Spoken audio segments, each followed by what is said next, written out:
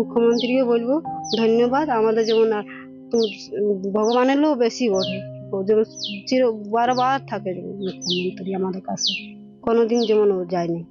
এই আজ করে দিয়েছে, আমাদেরকে আলো দেখাইছে, আইলো বলে নতুন সরকার, নাইলে আমরা কোনোদিনই এইখানে অন্ধকারেই বাস করতাম, বসে বসে কাঁদতাম এইখানে একাই।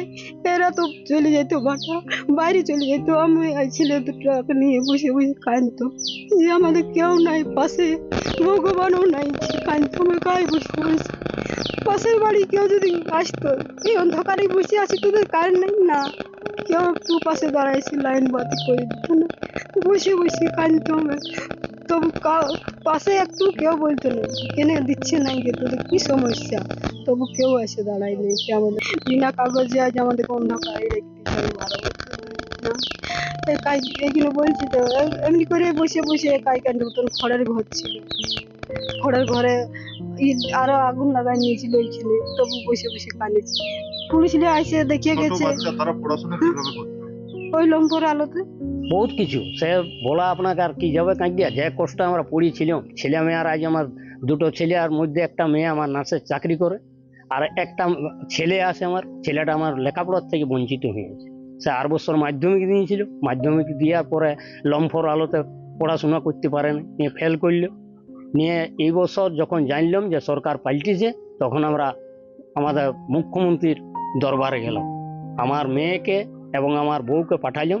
সেইখানে যে মুখ্যমন্ত্রী বাবুর সঙ্গে দেখা হয়নি, তার যেহেতু সাঙ্গপাঙ্গ ছিল, সে তাদের সঙ্গে অফিসের যা যা লোকজন ছিল, সেই অফিসের লোকজনের সঙ্গে আমার বউ আমার মেয়ে দেখা করে। উনি বলেন যে আপনারা যান, 1 সপ্তাহের মধ্যে যদি লাইন না হয় তাহলে আপনারা আবার এখানকে ফিরে আসবেন। নিয়ে ওরা ফোন করে দিল, ফোন করে দেওয়ার পরে আমার 12 দিনের মাথাতে আমি লাইনটা পেলাম। 2026 হয়ে গেল, তো নতুন সরকার আলি, উনি ওই লম্পট আলো থেকে বিদ্যুতের আলো দেখতে পারি, বুঝলেন? ইয়ারা দুঃখ, আমার মতন দুঃখ আর কেউ হয় না। আমার ছেলেটা পড়াশোনা করতে চাইছিল না, এবছর লাইন পেয়েছে, আবার বলছে বাবা আমি পড়াশোনা করি। জানেন আমি দোকান করি, সাইকেল মিস্ত্রি আমি।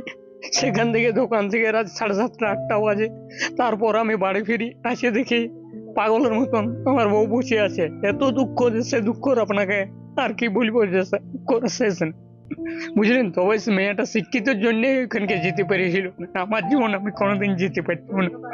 অন্ধকারে আমাকে বলেছিল, আর গ্রামের লোক কেউ আমাকে কোনো সাপোর্ট করে না। অন্ধকার তো দূর হলো, হ্যাঁ, কার জন্য এই অন্ধকার দূর হলো? এটা আমাদের মুখ্যমন্ত্রী বাবুর জন্য।